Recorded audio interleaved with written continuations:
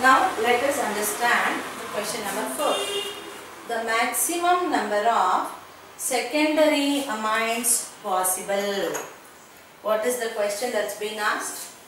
Secondary amines that are possible with the formula. Formula given to us goes like this: C4H11N.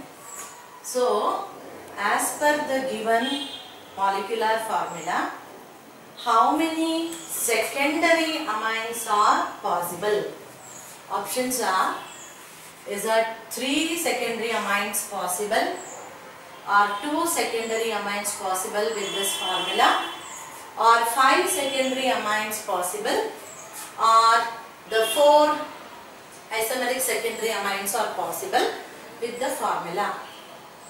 Usually, in many cases, it goes that as far as secondary amines are concerned, one carbon atom less than the given carbon atoms will be the number of secondary amines possible. In majority of the cases it happens, not in all, but then in majority of the cases.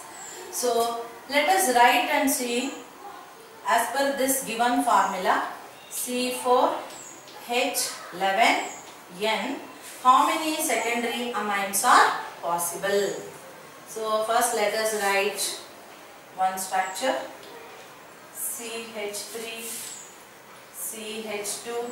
Secondary amines is a clue for us that the nitrogen atom should be in turn linked with 2 other carbon atoms, and it should be having linkage with 1 hydrogen directly.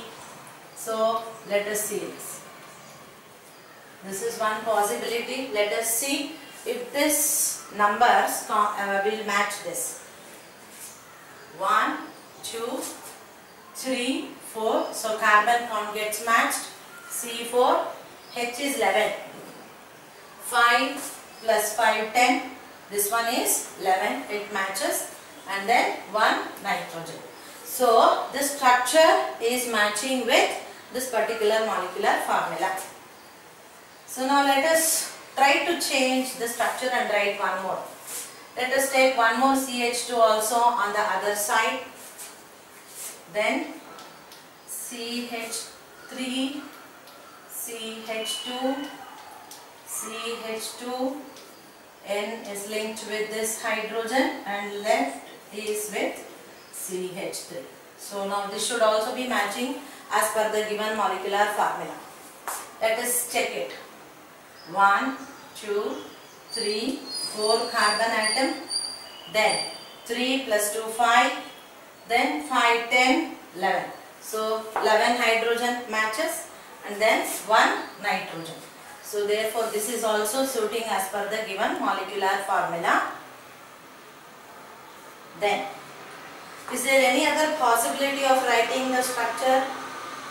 Yes, we can branch this and write CH3, CH, then CH3 and linked with H, and on the other side it is linked with CH3.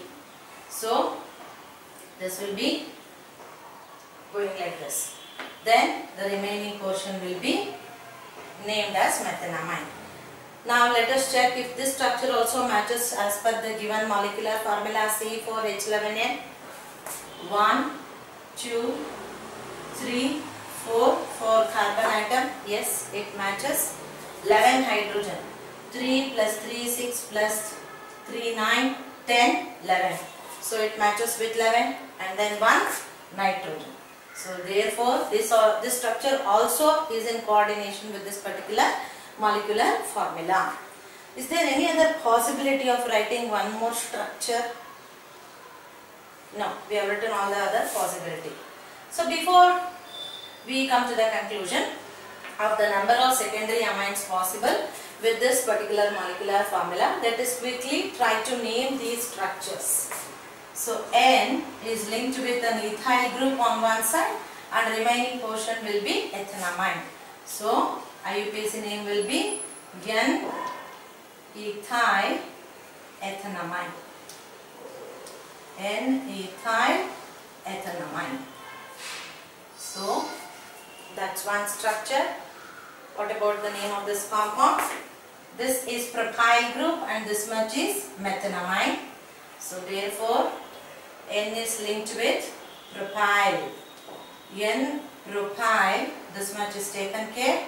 Then this portion, methanamine, because only one carbon atom we see. So methane, E should be replaced with amine. So N-propyl methanamine. Now this has become a branched structure. So we can write this as N-isopropyl. Isopropyl means it is branched. Isopropyl. The remaining portion is methanamide.